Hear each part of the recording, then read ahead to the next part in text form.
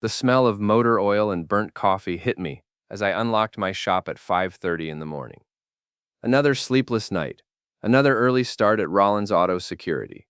I'd been running on 3 hours of sleep for weeks now, ever since Sienna started her fitness journey at that upscale gym downtown. My name is Eddie Rollins, and until 3 months ago, I thought I had a decent marriage. 15 years of what I believed was partnership with Sienna, my wife who works in HR at TechFlow Solutions. She makes twice what I do, which never bothered me until recently. Now every conversation feels like a performance review, where I'm failing. "Morning, boss," Ray called from under the hood of a BMW. My mechanic and security installer had been with me for 5 years, ever since he got out of county lockup for a bar fight that wasn't his fault.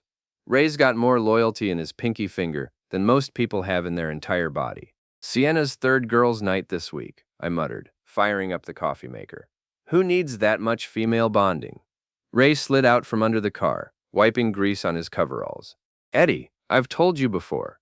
Trust a woman who posts pictures of her salad on Instagram about as far as you can throw a transmission." I laughed, but it felt hollow. Sienna had been documenting every meal, every workout, every spontaneous coffee date with her gym friends Mel and Jules. Her social media had become a highlight reel of a life that somehow didn't include me.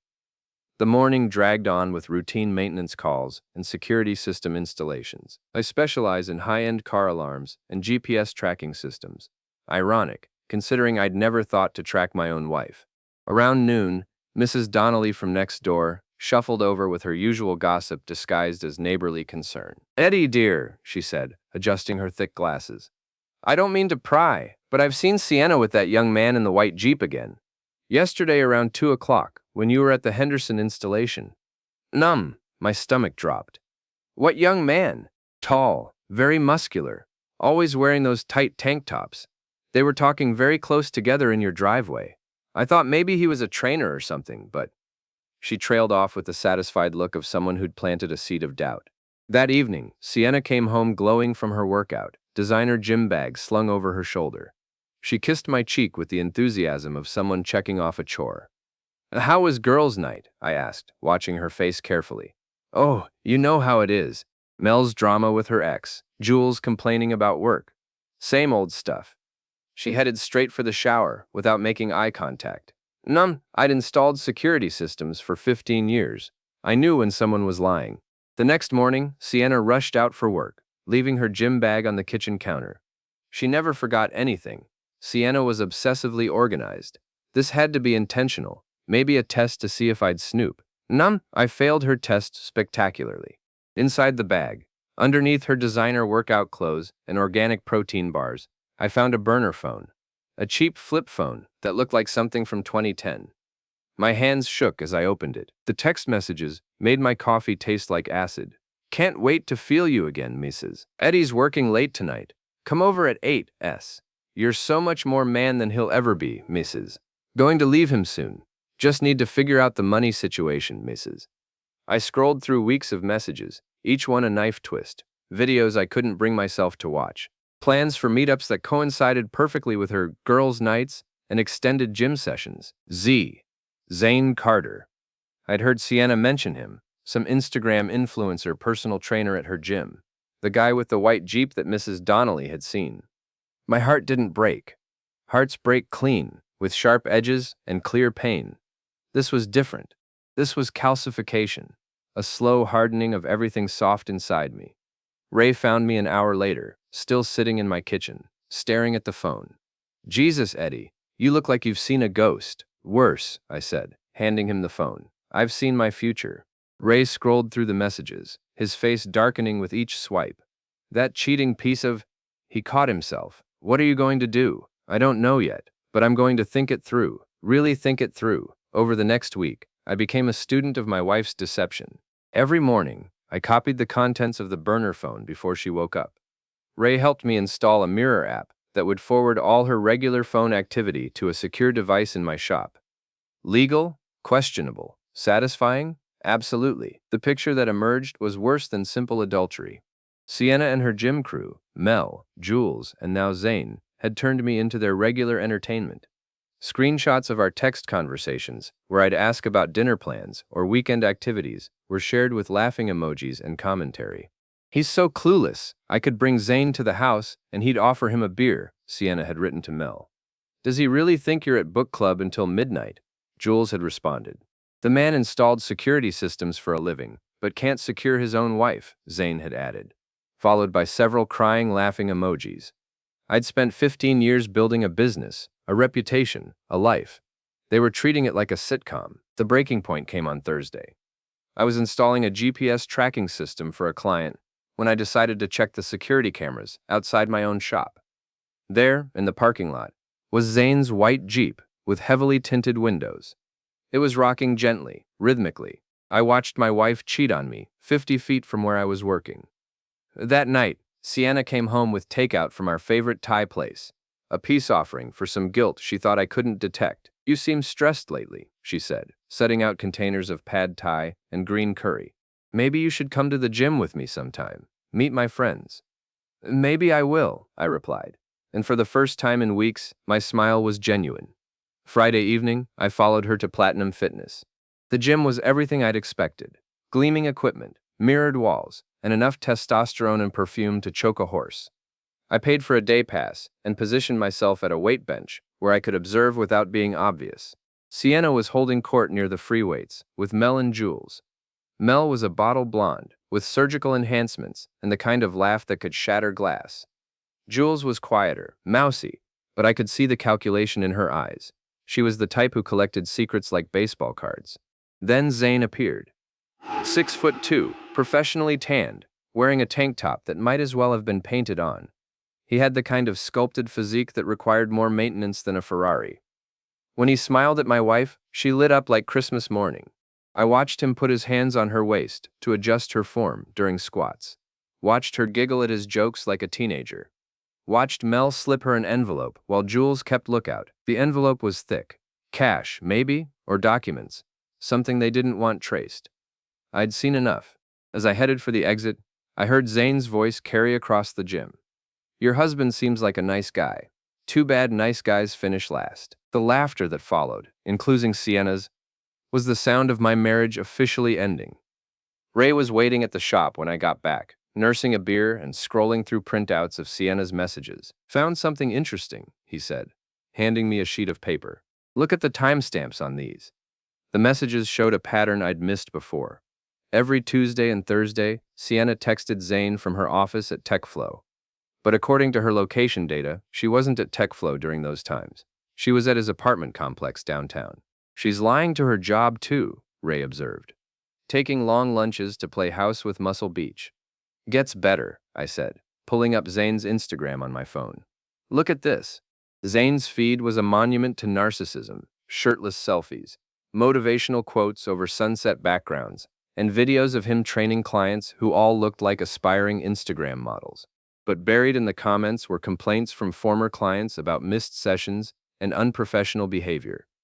"Guy's a flake," Ray said. "Probably sees your wife as a meal ticket." Probably right. I leaned back in my chair, thinking, "Ray, how hard would it be to clone Sienna's key fob for her car?" "About 10 minutes if I have the original." "Why?" "Because tomorrow, my dear wife is going to have some car trouble." Saturday morning, Sienna announced she was going to the gym for a long session with her trainer. She kissed my forehead with the same enthusiasm she'd show a golden retriever and headed out. 30 minutes later, Ray and I were parked across from Platinum Fitness, watching Sienna's BMW in the parking lot. Ray had swapped her key fob with a modified version that would stop working after 2 hours. "This feels like something out of a spy movie," Ray muttered, adjusting the radio frequency scanner he'd brought to monitor her phone calls. "If spies had cheating wives and trust issues," I replied, "we didn't have to wait long." Sienna emerged from the gym with Zane, both of them laughing and touching each other with the casual intimacy of established lovers. They walked to her car, and I watched her face change from confident to confused to frustrated as her key fob refused to work. Zane tried his own car. Ray had disabled that too, just for fun. "Looks like they're calling an Uber," Ray observed, watching them through binoculars. "Good. Let them figure out how to get back to get their cars later." But the real payoff came that evening. Sienna arrived home in a taxi, furious about her defective car and Zane's Jeep mysteriously breaking down at the same time. Worst luck ever, she complained, throwing her gym bag on the couch. Had to pay for an Uber to Zane's place to use his shower since the gyms were broken. Then another one home. The lies came so easily to her. If I hadn't been watching the whole thing, I might have believed her. That's weird, I said, not looking up from my newspaper. What are the odds of two cars breaking down at the same time, right? Zane thinks someone might have messed with them on purpose. Like, who would do that? I met her eyes over the paper. Can't imagine. By Monday, I had a complete picture of Sienna's deception. The burner phone revealed that she and Zane had been planning their affair for months, starting with innocent flirting and escalating to regular meetups at his apartment. Mel was acting as their lookout and messenger, while Jules provided alibis through fake work events and fictional social gatherings. But the worst discovery was in a series of messages between Sienna and Jules about exit strategies. They'd researched divorce lawyers, discussed how to hide assets, and even explored filing false domestic violence claims to gain advantage in proceedings. "She's planning to destroy you," Ray said, reading over the printouts. "Not just leave you, destroy you. Then I guess I better get to her first." Well, the opportunity came Wednesday evening. Sienna announced another girls' night, this time at Skyline, the trendy rooftop bar downtown. According to her messages, it was actually a celebration. Zane had convinced 3 new clients to sign up for his premium training package, and Sienna had received a promotion at work. Oh, that tams Gulaparov. I arrived at Skyline an hour early and positioned myself at the bar with a clear view of the main seating area. The place was packed with the after-work crowd, young professionals trying to network and older ones trying to feel young again. Sienna arrived with Mel and Jules, all 3 dressed like they were auditioning for a reality show. They commandeered a high-top table near the windows, ordering expensive cocktails and taking selfies with the city skyline behind them. Zane showed up 20 minutes later, making an entrance that turned heads throughout the bar. He hugged each of the women, but his embrace with Sienna lasted long enough to make their relationship obvious to anyone paying attention. I waited until they were deep into their second round of drinks before making my move. "Sienna," I called out, approaching their table with a smile that felt like broken glass. "What a surprise running into you here." The color drained from her face. "Eddie, what are you? I thought you were working late tonight." "Finished early. Thought I'd grab a drink." I gestured to their table. "Mind if I join you? I'd love to meet your friends." Mel and Jules exchanged glances that screamed panic, but Zane leaned back in his chair with an amused smirk. "You must be the husband," he said, extending a hand. "Zane Carter. I'm Sienna's trainer." "Eddie Rollins," I replied, gripping his hand just hard enough to make him wince. "I've heard so much about you. All good things, I hope," he said, trying to match my pressure. "Oh, definitely. Sienna's always talking about how much you've taught her. New positions, techniques she never tried before, really expanded her horizons." Sienna's eyes went wide. Mel started coughing on her martini. "That's great," Zane said, apparently oblivious to the double meaning. "She's a very dedicated student." "I bet she is," I signaled the bartender. "Let me buy a round for the table. We're celebrating, right?" "Celebrating what?" Jules asked weakly. "Loyalty," I said, raising my glass once the drinks arrived. "To loyal friends, faithful wives, and honest men. To people who say what they mean and mean what they say." The toast hung in the air like a challenge. Sienna's hand shook as she lifted her glass. "And to trust," I continued, pulling out my phone. "The foundation of every good relationship." I pressed play on a voice recording I'd extracted from Sienna's phone, a conversation between her and Zane from 2 days earlier. Their voices filled the immediate area around our table, discussing their afternoon together in graphic detail. "Jesus Christ," Mel whispered. Sienna lunged for my phone, but I pulled it back. "Careful, honey, you'll spill your drink." Zane's face had gone from amused to murderous. "You recorded us?" "Actually, my wife recorded you. I just happened to find the file." I looked around the table. Funny thing about technology, it remembers everything. "Oh, you sick bastard." Zane started to stand, but I held up a hand. "I wouldn't. See that gentleman at the bar in the blue shirt? That's Detective Arlo, an old army buddy of mine. He's very interested in our conversation." It was a lie. Detective Arlo was probably at home watching TV. but Zane sat back down. What do you want? Sienna asked, her voice barely audible. Want? I want my wife to stop lying to me. I want her trainer to find a new hobby. And I want her friends to mind their own business. I finished my drink and stood up. But what I want and what I'm going to get are two different things. I dropped a 50 on the table. Drinks are on me. Enjoy your girls' night. The fallout from the rooftop bar confrontation was swift and brutal. By Thursday morning, Sienna's phone was buzzing with damage control calls from Mel and Jules. Zane had apparently spent the night calling her, alternating between apologies and threats. But the real satisfaction came from an unexpected source, Mrs. Donnelly. Eddie, dear, she said, appearing at my shop with a thermos of coffee and a gossip-hungry gleam in her eyes. I heard the most interesting conversation yesterday evening. Oh? Mel from the gym was on her phone in the parking lot of the grocery store, practically screaming at someone about how they needed to fix this situation before it gets worse. Then she said something about lawyers and restraining orders. I accepted the coffee gratefully. Sounds like drama. The best kind, Mrs. Donnelly agreed. Oh, and that young man with the Jeep? Someone spray-painted Homewrecker on his windshield last night. Can't imagine who would do such a thing. I definitely couldn't imagine who would do that. Ray's artistic talents were truly impressive. That afternoon, Sienna came home early from work, looking like she'd been crying. Her usual perfect makeup was smudged, and her designer clothes looked wrinkled. We need to talk, she said, sitting across from me at our kitchen table. About what? Don't play dumb, Eddie. About last night, about the recording, about everything. I leaned back in my chair. I'm listening. Look, I know how this looks, but it's not what you think. Zane and we're just friends. He's helping me get in shape, and maybe we got a little too close, but nothing really happened. Nothing really happened, I repeated. That's interesting, because I have about 6 hours of recordings that suggest otherwise. Her face crumpled. You've been spying on me? I've been protecting myself. Good thing too, considering what I found out about your exit strategy. My what? I pulled out a folder of printed messages and spread them across the table. Divorce lawyers, asset protection, false domestic violence claims. Very thorough planning, Sienna. She stared at the papers like they were written in a foreign language. Where did you get these? Does it matter? The question is, what are we going to do about it? We could try counseling, she said weakly. We could. Or you could move in with Zane and see how long his Instagram income supports both of you. That's not. I never said I was leaving you for him. No, you just said you were leaving me. The Zane part was implied. She started crying then. The kind of desperate tears that come when someone realizes their carefully constructed lies are falling apart. I'm sorry, she sobbed. I'm so sorry, Eddie. It just happened, and then it got out of control, and I didn't know how to stop it.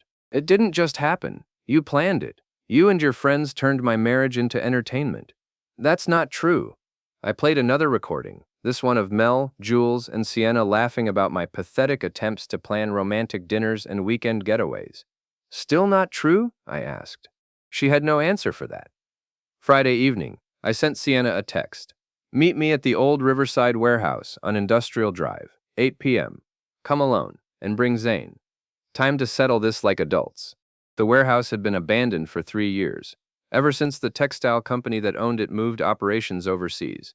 It was the perfect place for a private conversation, isolated, empty, and far enough from town that no one would accidentally overhear us. Ray and I arrived early to set up. He positioned himself in the office overlooking the main floor while I waited by the loading dock. Detective Arlo, who I'd finally called for real this time, was parked outside in an unmarked car. I'd told him enough to get his attention without admitting to anything illegal. You sure about this? Ray asked through the radio earpiece he'd insisted I wear. No, but I'm doing it anyway. Sienna and Zane arrived together in his white Jeep, which now sported a fresh windshield thanks to his insurance company. They approached the warehouse cautiously, like they expected an ambush. Eddie, Sienna called out as they entered through the side door. Are you here? Over here, I replied, stepping into the light cast by the industrial fixtures Ray had managed to get working. Thanks for coming. Zane looked around the empty space suspiciously. What is this place? Neutral ground. Somewhere we can talk without an audience. I gestured to a few chairs Ray had arranged in the center of the floor. Please, sit. I'd rather stand, Zane said. Suit yourself. I remained standing too. So, here we are. The husband, the wife, and the trainer. Sounds like the setup for a bad joke. Eddie, please, Sienna said. Can we just discuss this rationally? Rationally? That's funny, coming from someone who's been lying to me for months. I pulled out my phone and held it up. I have recordings of you planning to frame me for domestic violence. How rational is that? That was just talk, she protested. You would never actually what? Follow through? Like you never actually slept with Zane? Zane stepped forward. Look, man, I know you're upset, but upset? I laughed. I'm not upset. Upset is what you feel when your team loses a game. This is something else entirely. What do you want from us? Sienna asked. I want you to understand something. For 15 years, I built a life, a business, a reputation, a marriage. I worked 60-hour weeks to pay for your gym membership, your designer clothes, your fancy dinners with friends who think I'm a joke. You never said it to my face. That's different. I started pacing, letting the anger I'd been suppressing for weeks finally show. You turned me into a punchline. The clueless husband who doesn't know his wife is cheating. The blue-collar guy who isn't good enough for his ambitious wife.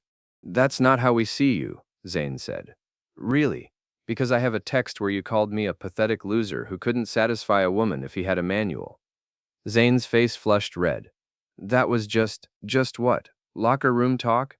Boys being boys? I stopped pacing and faced him directly. Here's what's going to happen. You're going to disappear from my wife's life. No more training sessions, no more Instagram likes, no more secret apartment visits. And if I don't? I smiled. Then everyone in this town gets to see the video of you crying in a portable toilet covered in paint. What video? He demanded. The one Ray took last week when you had your little accident behind the gym. Amazing what people will believe when they see it on social media. It was another bluff, but Zane's expression suggested he wasn't sure. You're bluffing, he said, but there was uncertainty in his voice. Am I? Ray, you still have that footage? Crystal clear. Ray's voice crackled through my earpiece, loud enough for them to hear. Sienna looked back and forth between us. Eddie, what do you want from me? I want you to choose, right here, right now, your marriage or your trainer, your reputation or your affair, your future or your fantasy. That's not fair, she protested. Fair? I pulled out the folder of printed messages and threw it at her feet. You want to talk about fair? Is it fair to plan someone's destruction while sharing their bed? Is it fair to steal money from joint accounts to pay for hotel rooms? Is it fair to turn someone's love into a weapon against them? She stared at the scattered papers, her face pale in the harsh warehouse lighting. I choose you, she whispered. I choose our marriage. Too late, I said. You already chose, months ago, when you bought that burner phone. Tonight isn't about choosing, it's about consequences. What consequences? Zane demanded, stepping protectively in front of Sienna. Well, let's see. I counted on my fingers. Sienna's boss at TechFlow received an anonymous email this morning with evidence of her extended lunch breaks and falsified timesheets. HR tends to frown on that kind of thing. Sienna's eyes went wide. You didn't. I did. Also, Mel's husband got some interesting reading material about his wife's role in facilitating adultery. Apparently, he's filing for divorce and naming Mel as the primary cause of marital breakdown in his custody petition. You bastard, she breathed. And Jules? Well, Jules made the mistake of using company equipment to help coordinate your affair. Something about sending fake meeting invitations to cover your absences. Her IT department is very interested in that. You're destroying innocent people, Zane said. Innocent? I laughed. None of you are innocent. You're all complicit in a conspiracy to humiliate me and steal my life. We never tried to steal your life, Sienna protested. No? Then what would you call planning to take half my business in a divorce while claiming I was abusive? What would you call turning my friends against me with lies about my character? What would you call making me the laughingstock of this entire town? She had no answer. Here's what's going to happen, I continued. Zane, you're going to find a new gym, preferably in a different state. Your reputation here is about to become very complicated. You can't make me leave, he said. Actually, I can't. But the 3 domestic violence complaints I filed against you this week might encourage you to relocate. Amazing how many people saw you threatening me at various locations around town. That's perjury. Prove it. Your word against mine and 3 witnesses. I smiled. Guess which one of us has more credibility in this town? Zane's hands clenched into fists, but he didn't move. Smart man. And Sienna, I turned to my wife. You're going to sign divorce papers that give me everything I want. The house, the business, the savings accounts. You get to keep your car and your clothes and whatever dignity you have left. I'll fight you in court, she said. With what lawyer? I already contacted the 3 firms you consulted with. Conflict of interest prevents them from representing you now. And the evidence I have of your adultery and fraud makes you a very unattractive client for anyone else. This is insane, she said. You can't just destroy our entire lives because you're hurt. Hurt? I stepped closer to her. Sienna, I'm not hurt. Hurt implies that I still care about you. What I am is methodical. For weeks, I've been documenting every lie, every betrayal, every moment of disrespect. I've built a case against you that's airtight and devastating. What if I refuse? She asked quietly. Then everything goes public. The recordings, the messages, the financial fraud, all of it. I'll make sure everyone in this town knows exactly what kind of person you are. Your career, your social life, your future relationships, all of it gets burned to the ground. Tears were streaming down her face now. You used to love me. I did. That's what makes this so satisfying. The warehouse fell silent, except for the sound of Sienna's crying and the distant hum of traffic on the interstate. Fine, she whispered finally. I'll sign your papers. Smart choice. I pulled a manila envelope from my jacket. Ray had them drawn up yesterday, very thorough. She took the papers with shaking hands. Where am I supposed to go? Not my problem anymore. But I hear Zane's looking for a roommate. Zane started to object, but I cut him off with a look. Actually, there's one more thing, I said, pulling out my phone. Smile. I took a picture of the 2 of them standing together in the empty warehouse, looking defeated and desperate. For my records, I explained. In case anyone asks what happened to my marriage. The next morning, Sienna packed her belongings while I watched from the kitchen table, drinking coffee and reading the newspaper like it was any other Saturday. She moved through our house like a ghost, taking only what she could carry in 2 suitcases. 15 years, she said, pausing in the doorway. Doesn't that mean anything to you? It meant everything to me, I replied without looking up from the sports section. That's why this hurts so much. Then why are you doing this? I folded the paper and met her eyes. Because you taught me that love is a weakness. You used my feelings for you as a weapon against me. Now I'm returning the favor. She left without another word. Ray arrived an hour later, with coffee and donuts from the shop downtown. How you feeling, boss? Like I've been holding my breath for months, and finally exhaled. Zane's moving out too, apparently. Mrs. Donnelly saw him loading up a U-Haul this morning. Good. Clean slate for everyone. You really think you'll be happy? Ray asked, settling into Sienna's chair at the kitchen table. Happy? I don't know. But I'll be honest.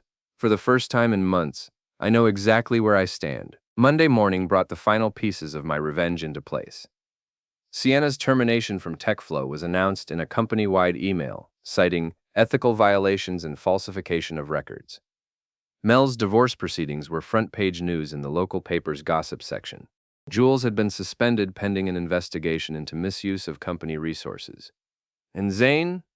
Zane had indeed left town, but not before posting a lengthy Instagram confession about the dangers of getting involved with married women. His follower count had dropped by 70% overnight. I was organizing paperwork in my shop when Detective Arlo stopped by. Hell of a thing, he said, accepting a cup of coffee. 3 divorces, 2 job losses, and a social media influencer's career destroyed, all in one weekend. Sounds like a busy weekend, I replied carefully. You know what's funny? Nobody filed any criminal complaints. Usually in situations like this, someone claims harassment or stalking or something. But everybody just accepted their fate. Maybe they knew they deserved it. Maybe. Arlo sipped his coffee thoughtfully. Or maybe someone was very careful to stay on the right side of the law while making sure everyone got what they had coming. That would be smart, I agreed. Very smart. Almost like someone with security expertise planned the whole thing. We sat in comfortable silence for a few minutes, watching Ray work on a customer's car. You know what I learned in the army? Arlo said finally. What's that? Sometimes the best defense is a good offense, and sometimes people mistake kindness for weakness until it's too late to matter. He finished his coffee and stood to leave. Take care of yourself, Eddie, and maybe change your locks. You never know who might have copies of your keys. After he left, I did exactly that. The divorce was finalized on a Tuesday in March. Sienna signed everything without contest, probably because fighting would have meant revealing details she preferred to keep private. She moved to another state. I heard she was working as a receptionist at a dental office, a significant step down from her HR director position.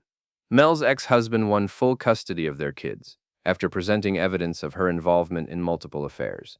She moved in with her sister and took a job at a call center. Jules was terminated after the investigation revealed she'd been running a side business, using company resources. Apparently helping people create fake alibis wasn't limited to adultery. And Zane? Last I heard, he was working at a gym in Phoenix, teaching spin classes to retirees. His Instagram account had been deleted. As for me, business was booming. Word had gotten around that I was very good at finding out what people were hiding. And apparently that's a valuable skill in a small town. I'd hired 2 more technicians and was considering expanding into private investigation services. Mrs. Donnelly still brought me coffee and gossip every morning. Ray still made jokes about trusting women who photographed their food. And I still worked late into the evening. But now it was by choice rather than avoidance. I never remarried. After Sienna, I found I preferred the company of people who said what they meant and meant what they said. It made for a smaller social circle, but a more honest one. Sometimes people asked if I missed being married.